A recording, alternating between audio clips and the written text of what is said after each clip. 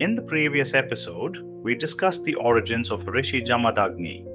Now let's continue the story and understand a little more about their family and especially about his wife Renuka. Rishi Jamadagni and his wife Renuka lived a peaceful life in the hermitage. Over the years, they were blessed with 5 sons. Their names vary in different Vedic texts, but the most commonly mentioned are Rumanvanta, Suhotra, Vasu, and Vishwavasu. Their youngest son was Parashurama, who was the 6th avatar of Lord Vishnu. One day, Renuka went to the river to fetch some water. She possessed a unique divine power that allowed her to create clay pots using just her hands with the riverbank's sand. As she was engaged in her work, she happened to see the Gandharva king, Chitraratha, being intimate with his wife. She became mesmerized by the sight and momentarily forgot her task.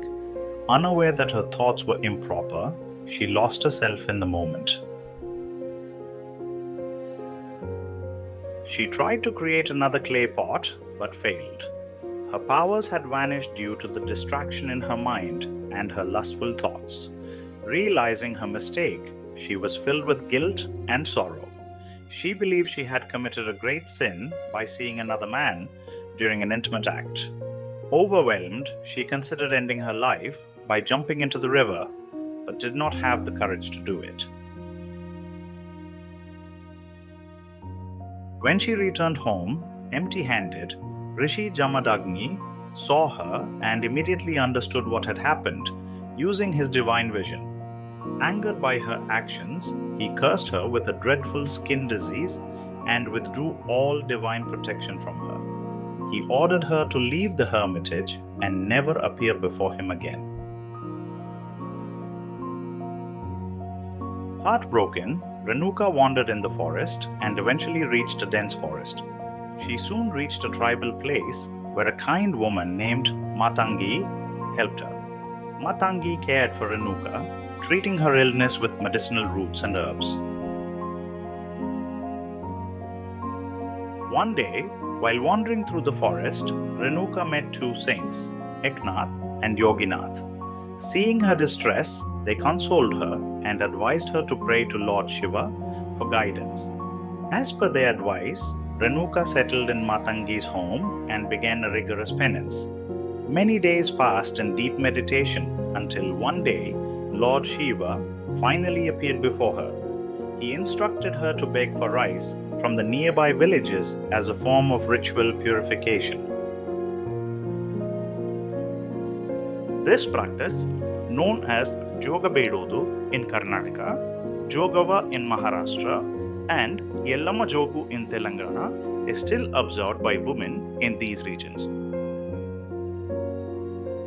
After completing the sacred ritual, Renuka bathed in a natural spring along with Matangi.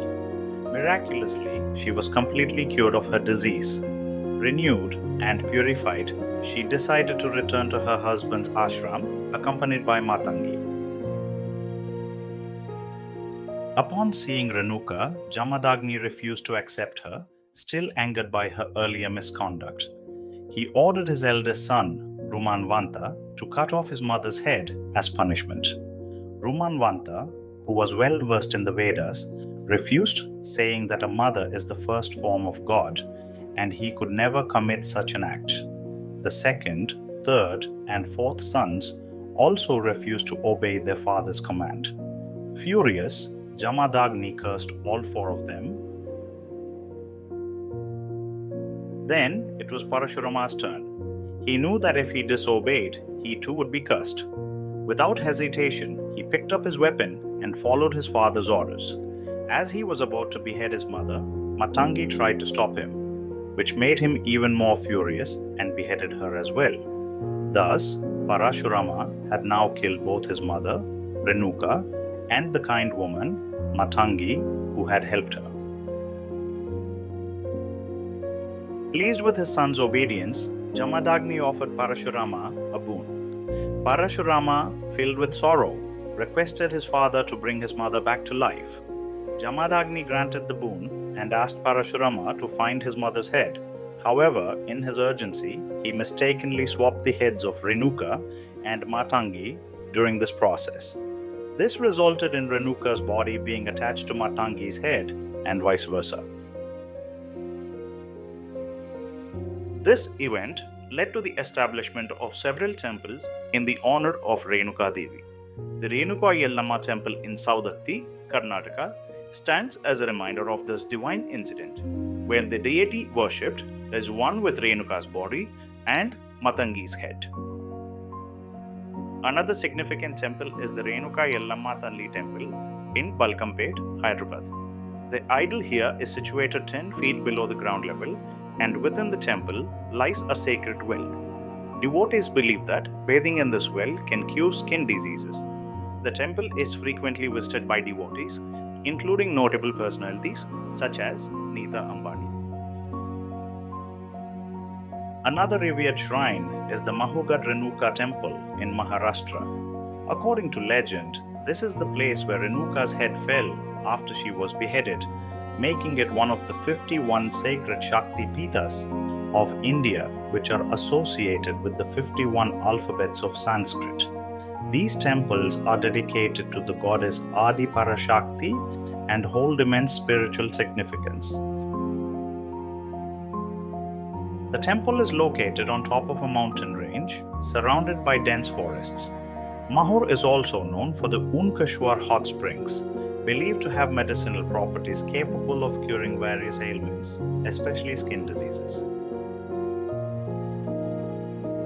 Renuka Yellamma is deeply admired in Kurnool, Andhra Pradesh, where more than 20 temples are dedicated to her worship. Similarly, in Tamil Nadu, she is known as Renukambal, and there are numerous temples devoted to her in the regions of Arcot, Vellore, and Tiruvannamalai. Renuka Devi's story has also influenced popular culture. Many films and TV series have depicted her life and miracles. A traditional folk dance known as Yellamma is performed by members of the Devadasi and Jogati communities in her honor. Thus, the legend of Renuka Devi continues to inspire and be celebrated across India. Her story is one of penance, redemption, and divine grace, symbolizing the ultimate power of devotion and faith. Hope you enjoyed this episode. If yes, please like, share, and subscribe.